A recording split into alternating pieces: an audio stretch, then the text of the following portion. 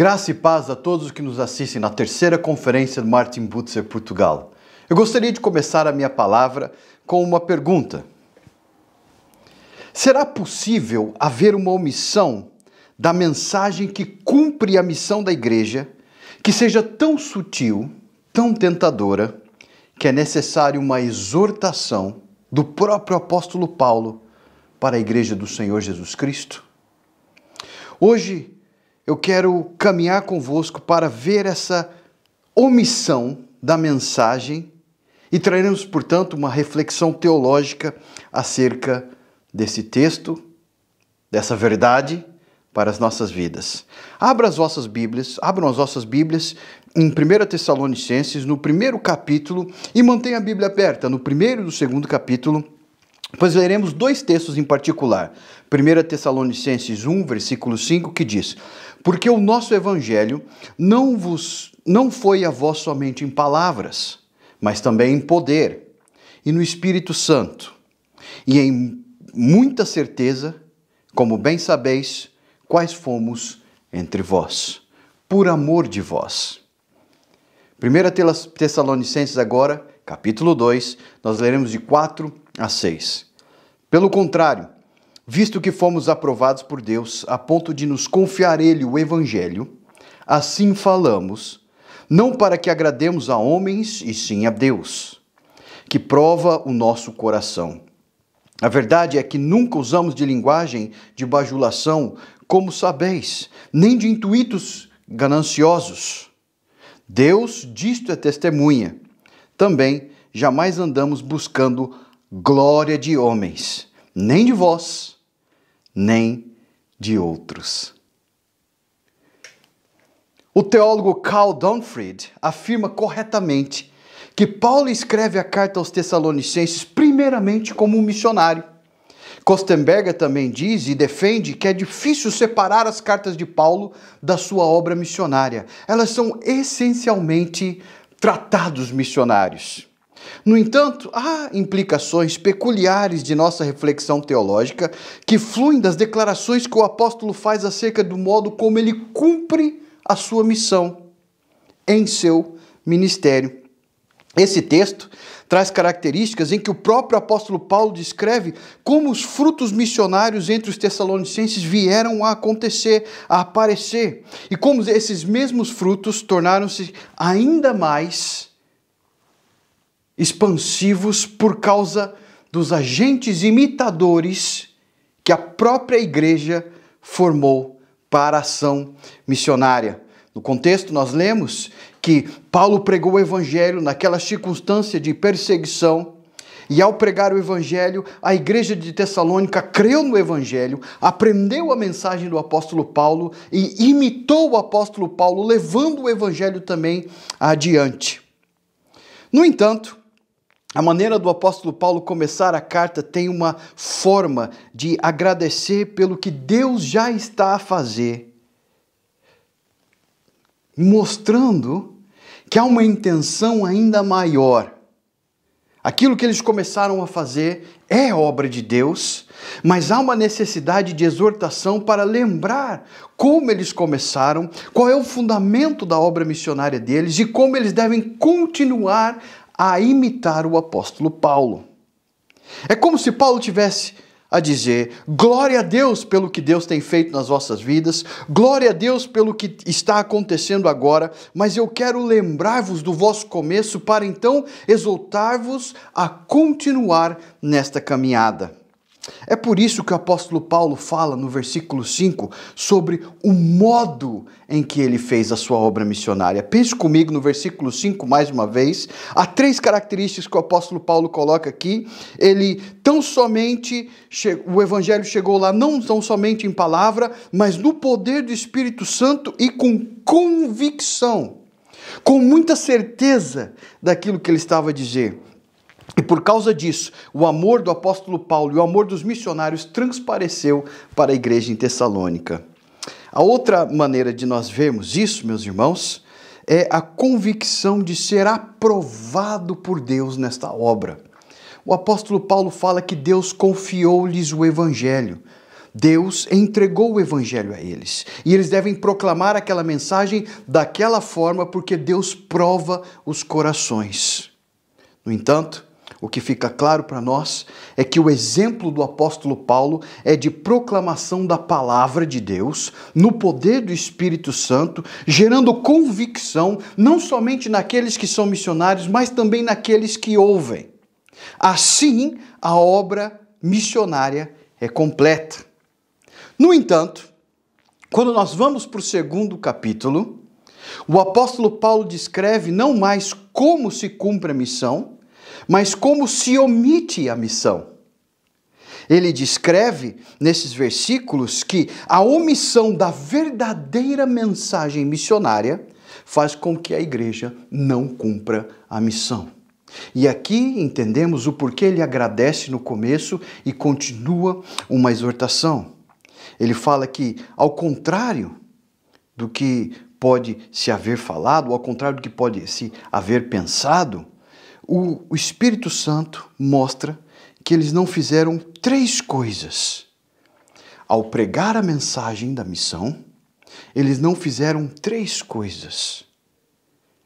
E todas elas estão voltadas ao princípio fundamental de que forma nenhuma devemos tentar completar a missão de Deus a agradar os homens. Esse é um ponto principal da omissão da obra missionária. Portanto, o apóstolo Paulo começa no capítulo 4 a falar da linguagem de bajulação. Olha que interessante.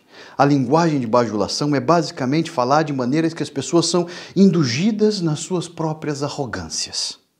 Ou até mesmo são celebradas por manter essas arrogâncias. É por isso que é muito comum em nosso meio, talvez no meio evangélico hoje em dia, e inclusive chegando no meio reformado, a autobajulação nas expressões de aplicações erradas da mensagem inspirada dos textos para os quais eles querem apresentar ou comunicar. São aplicações tão pragmáticas que parecem estar certas, porque há uma ligação com o texto que as vozes de ensino tentam usar. Geralmente são expressadas de forma coloquial e muitas vezes vêm com a pergunta: o que esse texto diz para você? Soa humildade. No entanto, é autobajulação em que se espera que aquilo que está no coração do homem seja tão importante que seja o esteio para o qual as pessoas vão olhar para a mensagem que está sendo proclamada. É óbvio que todas as vezes que lemos a Bíblia, algo no texto nos diz algo. Mas nós não somos o início desse entendimento da mensagem. Portanto, quando se avalia uma mensagem, quando as pessoas estão pregando, há de se pensar se na verdade a intenção dos corações e até a própria comunicação não está cheia de autobajulação para que de alguma forma, até mesmo com boa vontade, angariar os ouvidos daqueles que estão assistindo. Portanto, quando se avalia o conteúdo da mensagem exegeticamente, ao pensarmos nessas aplicações que têm sido tão comum no nosso meio, nós percebemos que há uma ignorância do texto, e isto é celebrado com a linguagem de que são coisas práticas, e até são, mas se são com a linguagem das coisas que são práticas, ainda que de maneira ignorante, nada mais é que autobajulação, com dicas disso ou daquilo. Por que eu venho dizer isso? Porque não é comum nós ouvirmos mensagens, lermos posts, pensarmos e meditarmos nas coisas que têm sido escritas no nosso meio, inclusive o meio reformado, onde as aplicações daquilo que se diz estão completamente desconectadas com a mensagem do texto lido ou do texto apresentado. Isso nos mostra, meus irmãos, que se a mensagem não é aquela inspirada por Deus, se não é aquilo que Deus quis falar com o ser humano, a outra opção é a autobajulação. E não somente isso. Ao focarmos naquilo que o ser humano quer ouvir, Ao focarmos naquilo que o ser humano procura, nós omitimos a verdadeira mensagem que pode salvar o ser humano. Não obstante, também edificar o ser humano. Assim, omite-se a verdadeira mensagem, também com intuitos gananciosos. No mundo polarizado como o nosso, melhor dizendo, talvez um dos momentos mais difíceis da história é o nosso. É comum que apareçam aqueles que vão diminuir a mensagem com intuitos gananciosos através da imposição de suas ideologias sobre a mensagem da igreja. Um exemplo disso é a propagação da suspeita contra a hermenêutica ortodoxa e objetiva, ou seja, o método gramático histórico. E essa maneira que há séculos, desde os pais da igreja, de uma certa forma, na sua exegese, mais tarde cada vez se desenvolvendo mais, pelo poder do Espírito Santo no seio da igreja, esses métodos objetivos que Deus deu para o ser humano pensar, racionalizar e entender o conteúdo das Escrituras, tem sido atacado por uma hermenêutica que se chama hermenêutica de standpoint, onde as experiências das pessoas são mais importantes que o próprio texto. Ou seja, sem as experiências das pessoas não tem como se entender aquilo que Deus disse. Confunde-se a aplicação com o fundamento epistemológico, o fundamento, a fonte das nossas verdades. E troca-se então a epistemologia da verdade revelada de Deus, a nossa regra de fé entregada pelos apóstolos, o Evangelho de Cristo, por hermenêuticas de experiência, de standpoint. Essas se tornam tão importantes quanto o que está escrito. Mas, meus queridos irmãos, não devemos jamais avaliar o que está escrito com as lentes da nossa experiência para podermos entender realmente o que o texto diz. O que precisamos é entender o que o autor quis dizer, inspirado pelo Espírito Santo, carregado pelo Espírito Santo, como disse o apóstolo Pedro, para então entregar uma mensagem que transcende todos os standpoints da história. A mensagem do Evangelho e a mensagem revelada nas Escrituras, com sua perspicuidade, com sua clareza e com sua verdade completamente aplicada. Se a igreja trocar a sua hermenêutica pela hermenêutica do standpoint, ela vai omitir a missão. A omissão da verdade vai ser o carimbo das ações da igreja. Isso já tem acontecido em muitos lugares. Há muitos pregadores, inclusive do nosso meio, que já estão mudando hermenêuticas para encaixar comportamentos culturais que com certeza a Bíblia condena. E desta forma, então, aprovar aquilo que Deus não aprova. É importante termos vozes representativas. É importante que essas vozes sejam essenciais na proclamação e contextualização cultural para que as vozes sejam bem compreendidas na proclamação da verdade. Mas a hermenêutica que gera essas verdades jamais deve ser posta em causa. O próprio conceito missionário nos indica que indica-nos que não somos alguma coisa, mas temos uma mensagem transcendente que deve ser pregada a todos e por todos. Não somos uma coisa de standpoint, não somos mais importantes que a mensagem. A própria ação missionária nos mostra que alguém de uma cultura diferente pode ir para outra cultura, com standpoints completamente diferentes, backgrounds diferentes, mas a mensagem da palavra de Deus continua transcendente a todas essas realidades. Cristo veio a nós justamente nos mostrar que Deus se comunica com o homem.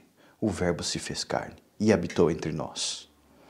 Para o cristão, portanto, não existe hermenêutica feminista, não existe a hermenêutica imigrante, não existe a hermenêutica dos portugueses. Existe a hermenêutica objetiva que está ligada ao autor inspirado por Deus. Por isso, nossa mensagem não é do imperialismo da ignorância.